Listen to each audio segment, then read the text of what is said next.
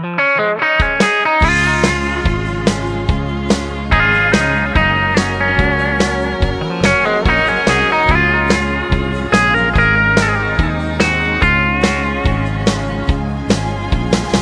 thiang lim Josepha nun khan thlir te apa inna a om kha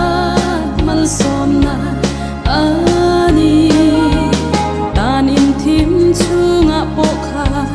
mal som na ani arin om na apa ngai reng thlem tu ma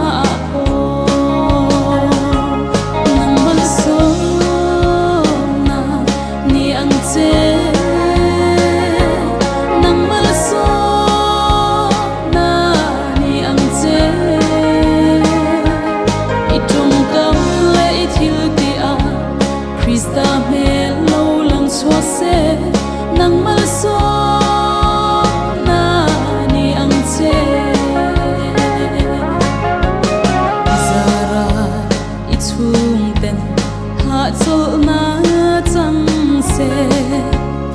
Izara I kau shan ten dam na lo chang se Ilen roal lung du te po limin lo khat se pathian ei po izara lo min khat ro se nang mal so na ni ang che nang mal so na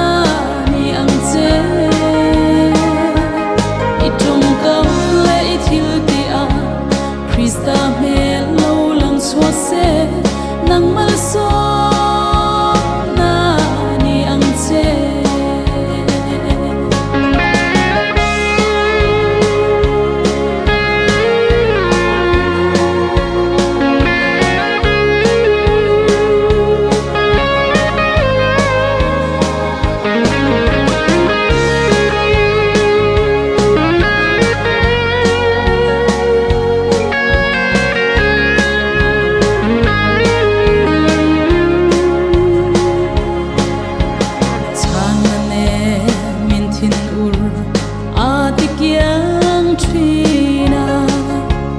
Thil thalo tu te chu an bo